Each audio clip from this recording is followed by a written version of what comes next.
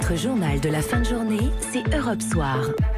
Laurent Bazin. L'invité d'Europe Soir, c'est Corinne Lepage. Bonsoir. Bonsoir Laurent Bazin. Vous êtes avocate, ancienne ministre de l'Environnement. Vous savez que cette nuit, évidemment, les députés ont rejeté des amendements. Je n'ai pas dit évidemment, ils ont rejeté, mais évidemment, vous le savez, les députés ont rejeté des amendements qui promettaient d'interdire ces produits, donc le glyphosate, par exemple le Roundup, sous 3 ans. Ce dont se félicitait, vous l'avez entendu également dans le journal, le patron du laboratoire Bayer, qui est en train de racheter Monsanto, qui est le producteur du Roundup. C'est un totem politique.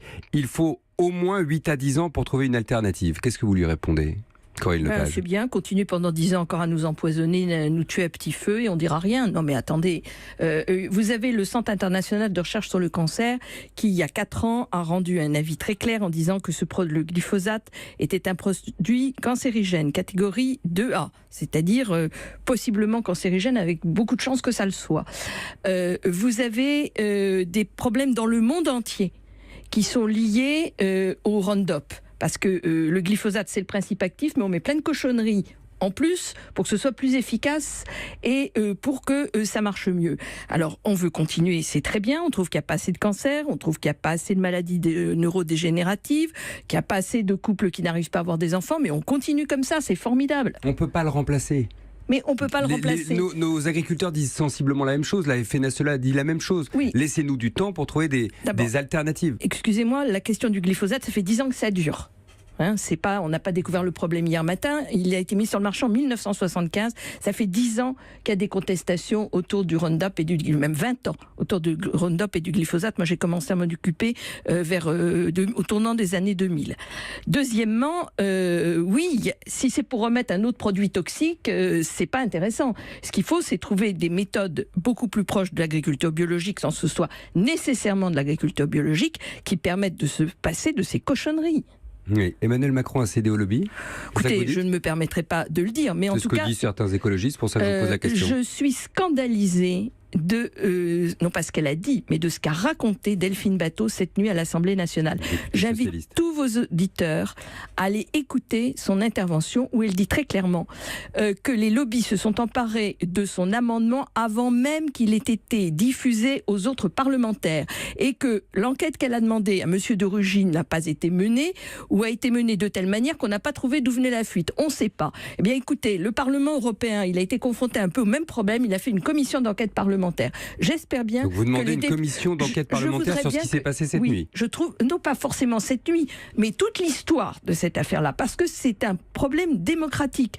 On comprend bien comment on parle de confiance. Comment voulez-vous que les gens aient confiance quand ils voient des choses qui se déroulent de cette manière-là? Ce n'est pas possible, c'est un problème démocratique fondamental. Benjamin Griveaux, le porte-parole du gouvernement, a réaffirmé ce matin que l'interdiction sera effective d'ici 3 ans. Ce sera fait, ce sont ses mots. Vous ne le croyez pas?